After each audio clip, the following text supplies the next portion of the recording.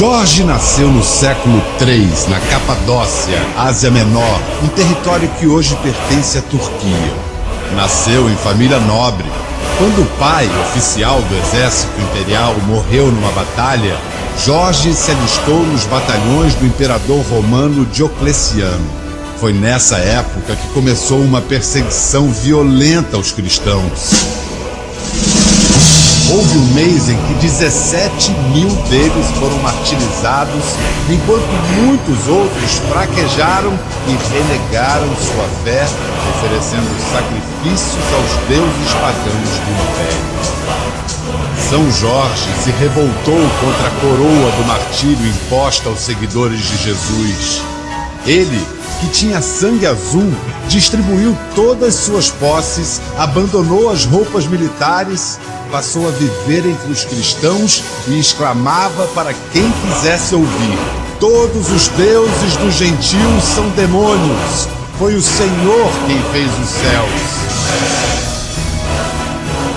Conta a legenda áurea, uma história dos santos escrita no século XIII pelo beato dominicano Jacopo de Varazzi, que a ousadia de Jorge chegou aos ouvidos do governador Daciano, partidário do Império Romano e cruel perseguidor dos cristãos. Tomado pela ira, o governador gritou: que presunção é essa de chamar nossos deuses de demônios?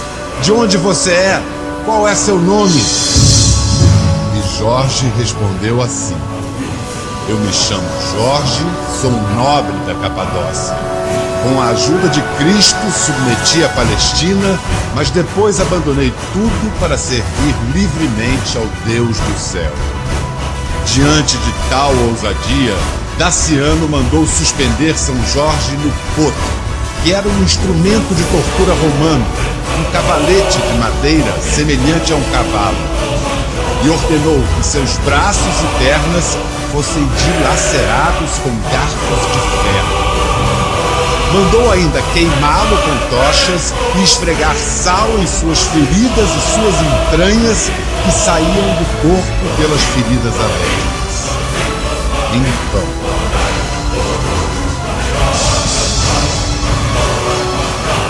na noite seguinte, o Senhor Deus, envolto na mais gloriosa luz divina, apareceu diante de Jorge para confortá-lo com doçura. E isso fortaleceu Jorge como se os tormentos não o tivessem afligido.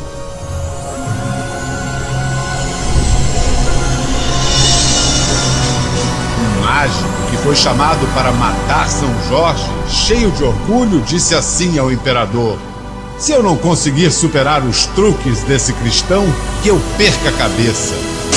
Esse homem do mal preparou seus feitiços, invocou seus deuses, misturou veneno com vinho e deu uma taça para que Jorge bebesse.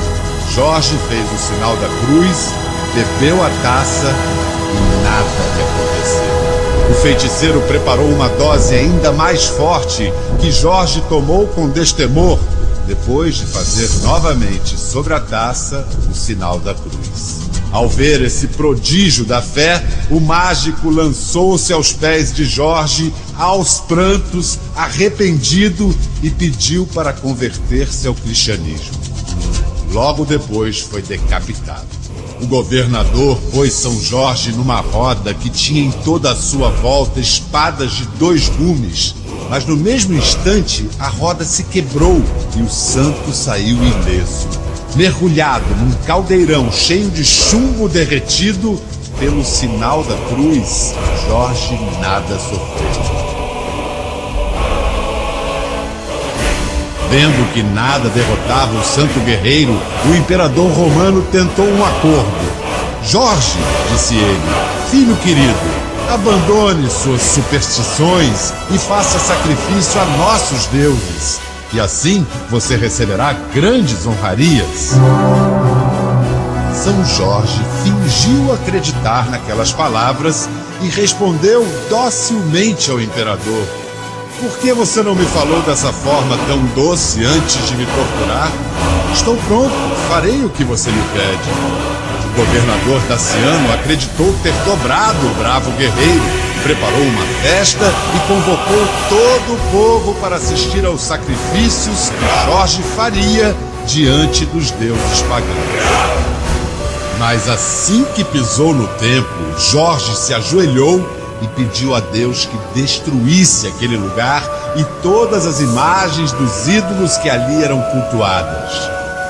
No mesmo instante, o fogo do céu caiu sobre o templo, queimando ídolos e sacerdotes, e a terra se abriu para tragar tudo o que restara.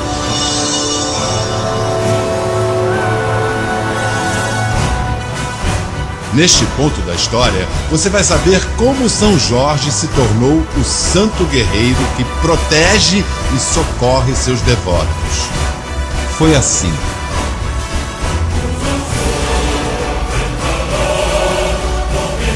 Depois que a ira de Deus destruiu os ídolos e os sacerdotes, Jorge foi condenado ao suplício cruel. Ele deveria ser arrastado por toda a cidade e ter a cabeça cortada.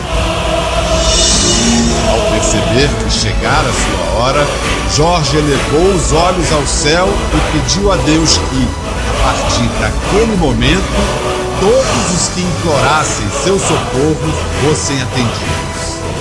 Lá no alto, em resposta à prece do santo guerreiro e mártir, ouviu-se a voz de Deus concedendo o pedido.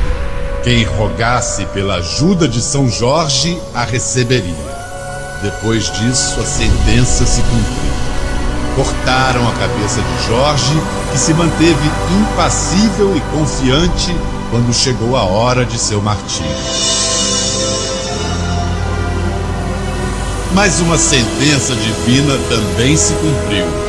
Quando Daciano voltava do lugar do suplício para seu palácio, o fogo do céu caiu sobre ele e seus guardas e arderam até virar cinza.